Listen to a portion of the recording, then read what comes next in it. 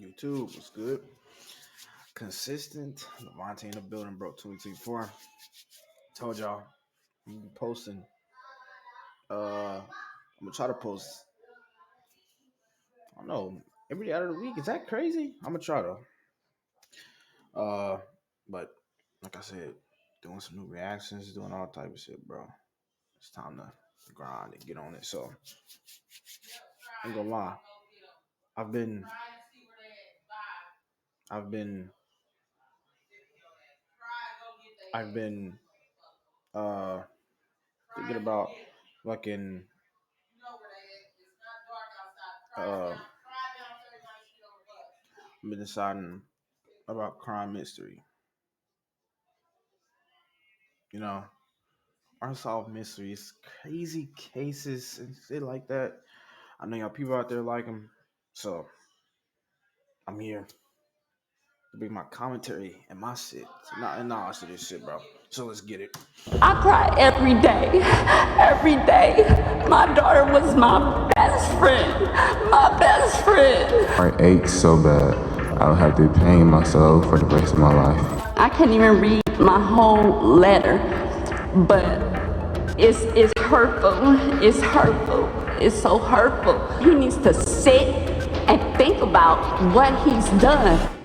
This is Kiara Brown. She was 18 years old and planning her prom together with her mom. But just as they were doing that, someone visited their home. Kenesha never got to say goodbye to her daughter. She was only supposed to leave the house for a few minutes. Instead, her life was taken away in a cruel, sudden way that had left all of her loved ones in a state of permanent grief. Then, her killer turned himself in and got a 5-year prison sentence. How on earth is that possible? And what is Kiara's family doing about it? Wait, only 5 years, my nigga? Only 5?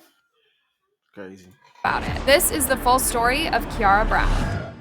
In the very early hours of March 26th, 2018, 18-year-old Kiara Brown was discussing her prom night plans with her mother, Kenesha. Kiara was about to graduate from Harold St. Vincent High School in Milwaukee in May of that year. They were both super excited about it. They were besties, and Kenesha would help her daughter find the perfect dress and everything. Either the white dress or the teal dress. Then they would discuss what Kiara wanted to do after high school. She was getting ready for graduation. But that night, someone knocked on their door. It was Kiara's ex-boyfriend, Marvin Patterson. They'd broken What this nigga knocking on the door for at night? Nigga, we ain't got nothing to talk about, nigga. up about a year before, but Marvin had recently started contacting Kiara again as a friend. Now he said he had something to show her. Kiara didn't even dress up. She thought she'd hop inside Marvin's car and be out in a few minutes. But when Kiara got in, Marvin drove off. At around 5:30 in the morning, authorities received a disturbing 911 call. Someone had called to report seeing a lifeless body inside a white Audi parked at the intersection of 98th and Carmen Avenue. Officers rushed to the location only to find a teenage girl looking asleep in the passenger seat. Within a few hours, the body was identified as Kiara Brown. On March 27th, Marvin... So, he shot her in the car and left her for what reason?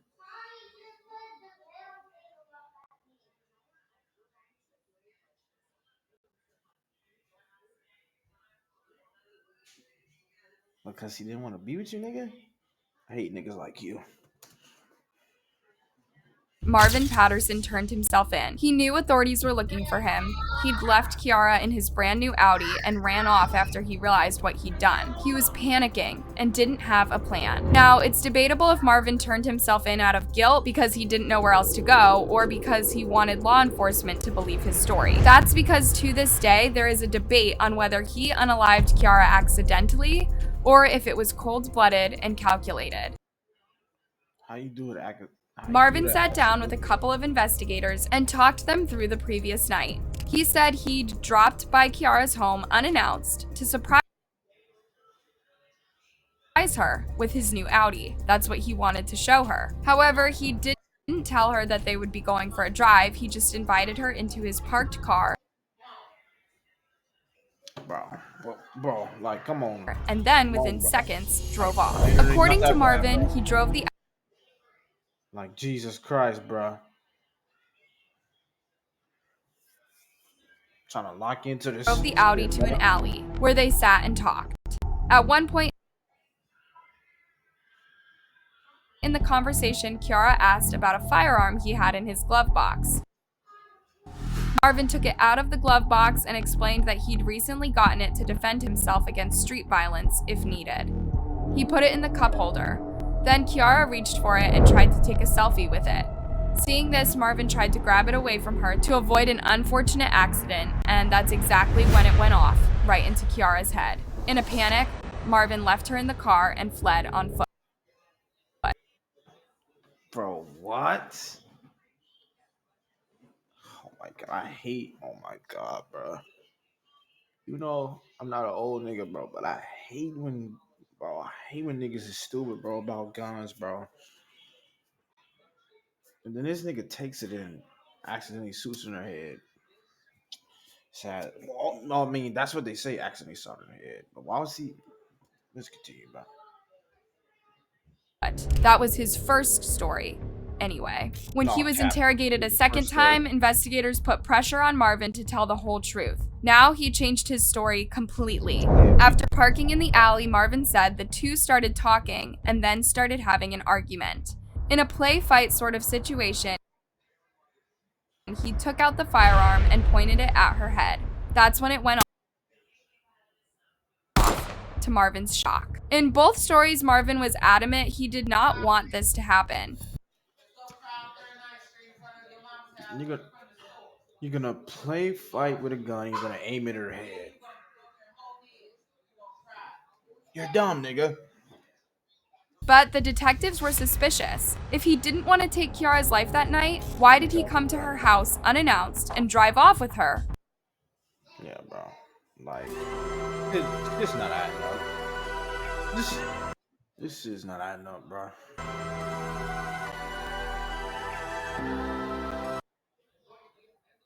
This is not adding up, bro. Without her consent. And why would he change his story so drastically between the two interrogations? Was there more to the night than he let on? Marvin Patterson was arrested and charged with first-degree reckless homicide and the use of a dangerous weapon. But it would be down to a jury to decide if what happened that night was an accident or not. Right now in 10, a teenager should be getting ready for the prom, but a devastated family prepares for her funeral, and an ex-boyfriend is in custody. Kanisha became a familiar face on TV in Milwaukee that spring. He turned himself in, but it's not gonna make me feel better. It's not gonna make me feel better. It's not gonna take the pain away. She wanted people to know the tragedy she was going through. And above all, she wanted justice for her daughter. Kanisha and Kiara's other loved ones were certain this hadn't been an accident. This is someone who clearly let jealousy play a huge role. Exactly. Everything from luring Kiara out of her house to driving out without her permission and somehow producing a firearm inside the car stinks. Clearly, Marvin was interested in Kiara more than she was in him. To Kiara, things were over between them, and she had stopped contacting him almost 1 year before the incident. But Marvin continued to make intermittent contact, and this time he'd visited her house while he had a weapon on him. It's hard to not see the whole picture as a jealous ex with a "if I can't have you, no one can" mentality. It's absolutely heartbreaking that a violent, impulsive person like this can have control over an innocent person's life with just one weapon. Kanisha was absolutely devastated. I cry every day. Every day. My daughter was my best friend. My best friend. She said that no amount of justice will replace her daughter. Even if I get answers, that won't be enough. That won't be enough. In late 2018, it looked like Marvin could be in prison for the rest of his life. If convicted, Patterson faces more than 60 years in prison. What we've learned today about the moments leading up to Kiara Brown's death proves just how senseless it really was. When Marvin's bail was set, he began crying. Today, handcuffed in... Don't cry now, nigga. Don't cry now, nigga. Don't cry now, pussy ass boy. You shot her because you're jealous that she don't want you no more, nigga. I hate niggas like you. Stop being like that. Court, Patterson cried as his bail was set. It's one of those moments on why young people, in my estimation, should not be in possession of firearms. A year later, Kiara's family was shocked to learn the outcome of Marvin's trial. In August 2019, Marvin Patterson reached a plea agreement with the prosecutors. He pled guilty to the amended courts of murder by reckless use of a dangerous weapon. On October 10th of that year, he was sentenced to 10 years in prison with the possibility of parole after 5 years. 5 years behind bars. That's how long one Milwaukee man will spend after admitting to shooting and killing his girlfriend. 5 years in prison and 5 years on extended supervision. That's how long Marvin Patterson will spend in the correctional system thanks to amended charges. For many people following this case, Marvin's sentence was way too light. He had taken a life, and to most people, it looked like it was premeditated too. How could he just get off with a few years behind bars? The judge had this to say to Marvin. I can see that it affects you, Mr. Patterson, but this is not a probation type case. This is not a case where you're going to be going immediately on extended supervision. Reportedly, Marvin got the maximum prison sentence for the type of crime he was eventually charged with. After his sentencing, Marvin expressed his remorse for taking his ex-girlfriend's life. My heart aches so bad. I would have the pain in my soul for the rest of my life. He repeated that he did not mean for the firearm to go off and that he will forever regret being reckless and impulsive. But Cap. Here's one thing you need to do before buying anything online. Don't spend another dime on Amazon until you watch this first. Watch this. Why did he switch his story up twice? Kanisha let him know the damage was done, and he couldn't take that back. I cry every day. Every day. My daughter was my best friend. My best friend. No. There will never be another. Needless to say, Kanisha did not agree with the short sentence. I can't even read my whole letter, but it's hurtful. It's hurtful. It's so hurtful. He needs to sit and think about what he's done. Kanisha told CBS she did not have a bad bone in her body. I can find nothing bad to say. Not just because she's my daughter, not because of the situation. She was a genuinely good person. According to her aunt, who established a GoFundMe page to cover the cost of Kiara's funeral, Kiara was the most sweetest child and young adult I knew. Simply beautiful inside and out. She was a beautiful, spirited young woman who came from good family values, a student who attended Vincent High School and worked a job for over a year. She had many friends, and everyone who knew her loved her. That's precisely what makes this case so tragic. Kiara was nothing but kind to everyone around her. While it's unclear how her relationship with Marvin began or ended, they seemed to be on friendly terms with each other for a year. Then this happened. Did Marvin mull over his frustrations until he came up with a terrible plan? Or was he genuinely trying to win Kiara's heart back and a tragic accident happened?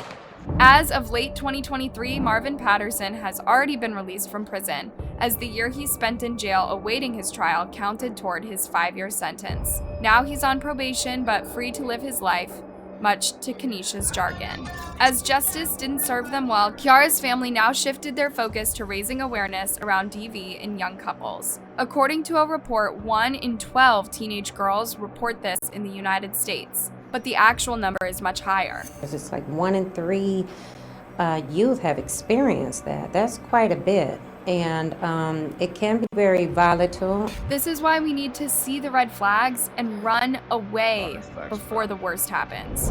Teen dating violence is happening right here in East Tennessee. According to the CDC, nearly 1 in 3 teenagers has experienced some form of dating violence. He was perfect.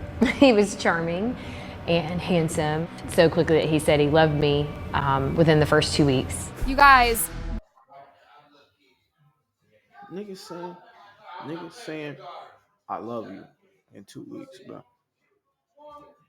This is called love bombing, and it's something that a lot of manipulative people do. They shower you with compliments and excessive gifts in the very first weeks to earn your undivided attention. Then the gifts start disappearing and they begin demanding more. Try and separate you from your loved ones too, so you only depend on them for care, affection, or even money. Subtle as it grows, that you don't see what's happening. Emily's boyfriend began controlling her every move and had a say in everything she did. I saw the tracking, the calling on the phone, and constantly wanting to know where I was and who I was with. Then it got even worse. For me, it was physical photos that were passed around. It's super important to know the early signs of an abusive relationship so that you know it's time to get out. You're in a situation, and when the person is extremely jealous, when they're controlling, and they want to isolate you from family and friends. Kiara's family doesn't know how her relationship with Marvin was. She didn't speak of situations like these, and although they did break up, Kiara never gave her mother the full story. It's very likely jealousy and resentment played a role in Marvin's decision that night, unless he was simply trying to rekindle things with his ex. What do you think really happened that night? And was Marvin's sentence fitting? Hey, thanks for watching. Let me know your thoughts on this case in a comment, and before you go, make sure you like and subscribe. See you next time.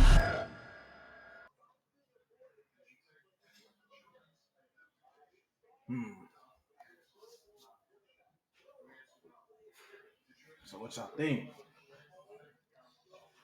Me personally, crazy exes need to leave the subject alone. Need to act a gun. That's it. But